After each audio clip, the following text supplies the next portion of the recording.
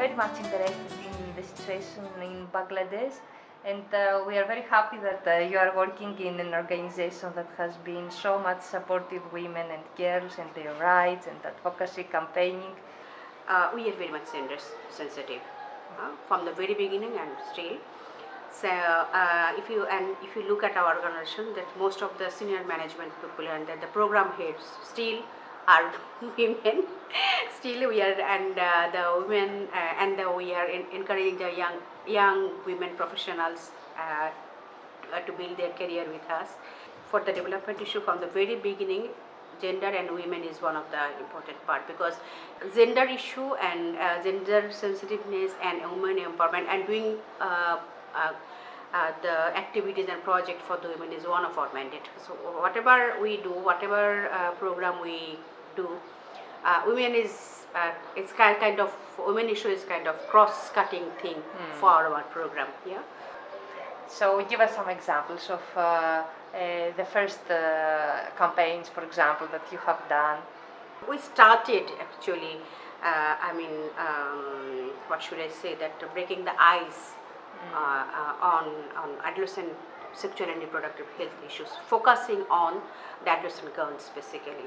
At that time, adolescent reproductive health issue and adolescent sexual reproductive health issue was a really taboo issue in this country. Difficult. And we started talking about that. We started talking about girls' menstruation. We started talking about to inform about their physical change, inform about their mental change. We started talking about to make aware about their health, reproductive health risks like HIV, like sexually transmitted diseases, like violence, like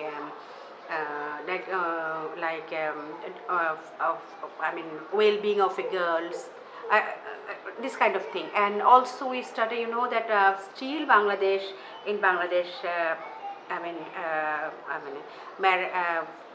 girls' marriage age is very still lower. It's around 16. But by law? By law it is 18, but a huge number of average age of first marriage is around 16 plus. So still we have to go a long way. So we also work to make our parents and adolescents and teachers to take care of the issue and help the girls to have better family, have planned family and a healthy life for them, for their children and for their families. So I think that adolescent sexual reproductive health program was a huge milestone for the country.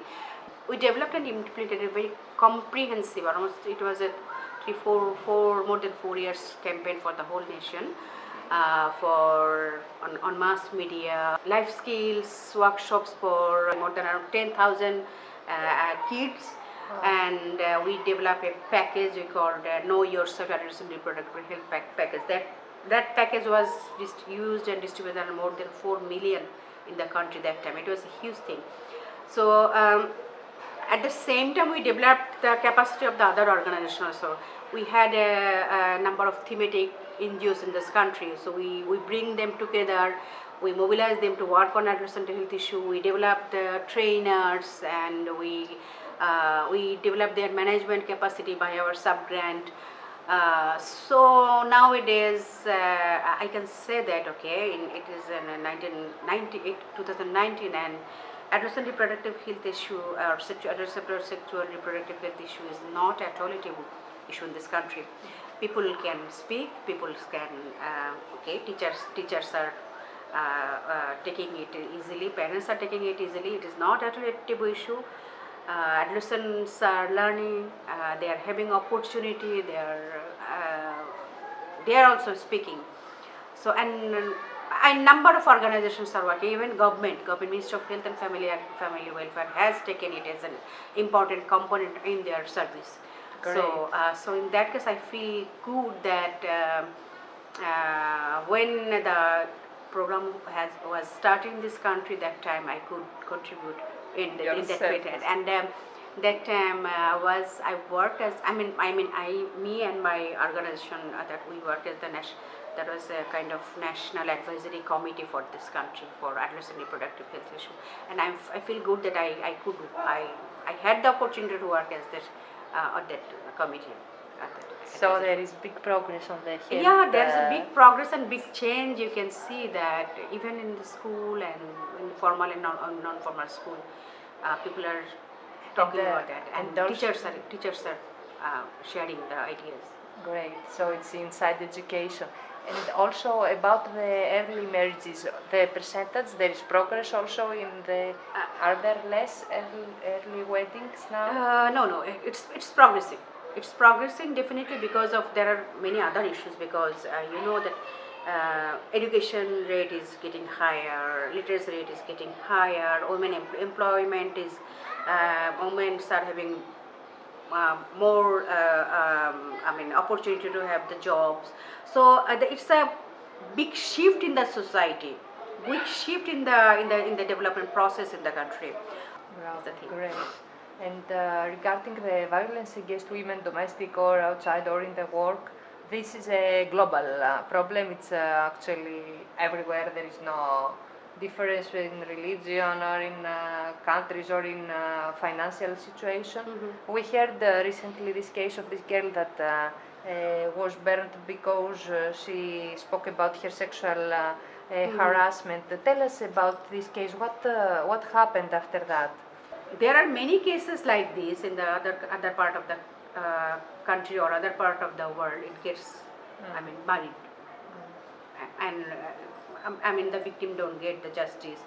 But this is a kind of really different case. It opens our eyes that within our eyesight, what worst thing can be happen, and if we really just close our eyes, it is getting bad. It is getting worse. So I think this is one of the important things. That's for this case, general people, they have played the vital role to ask the question, to raise the question, raise the voice. Media has done their right job, and the authority. Authority means the highest authority. They have done the right thing. So there were public protests about this murdering, where the perpetrators are arrested. Are they going to justice? Yeah, happened? Definitely, because the highest authority and special group, not the general law enforcing agency, our special investigation group, they have done the investigation. So in fact, this time it is going to, I firmly believe that that poor girl and her family is going to get the justice. There is no way. Because it is open like anything then, and all the people who are really accused and involved in this very heinous process. Nice. They are. It is like it is open. Exactly. So there is no way to escape from it, and it has to be punished. Yes. Good. And so last issue, let's talk about the trafficking here, which is also a big issue in Greece as well. So basically, there is three basic reasons.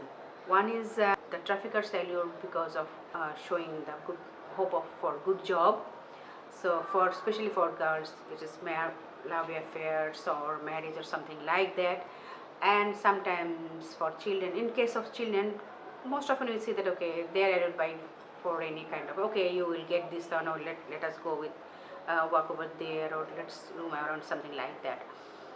So and trafficking, it is not only that the trafficking is it is being done for the outside the country. The victims are being trafficked within the country, within the for sex trade, for authorized or unauthorized brothels, or sometimes it is outside the brothels but in a different setting. But many girls are being trafficked, but a portion, and this percentage is not that small, and there is a big percentage which is being trafficked outside the country. But our foreign ministry and there is a manpower department. They are trying their best, and lots of organizations at this moment. but still there are lots to do, lots of because But your organization also uh, has uh, worked on my trafficking. organization, yeah, we also work for human trafficking actually. That was focusing on human children and women trafficking, and there was at that time there was a South Asian network called Action Against Trafficking in Bangladesh, in children and women. So under that there was a huge big campaign. So my organization actually took part in that campaign for that network, and I am happy that that time I also worked for that, and it was a huge thing. And actually, everything whatever I have seen that time, and still that situation has not been changed yet, because still there are more than 20 vulnerable areas in the country where the trafficking is being held. I mean, and women and children, especially the women, young women are being trafficked, and young men also being trafficked. Yeah, because you know that traffickers, they're very smart and they change their strategy. And where the population is too dense and population people are vulnerable because of many reasons, like if you consider that Rohingya issue, this is one of the trafficking prone area. We consider that because many young girls and boys can be trafficked, and children can be trafficked from that area. And I believe that government, and as I know that government are really very careful about that, so that it could, but it is very difficult to stop it 100%. Actually, for my organization with another international organization, we had last year we had a very small project.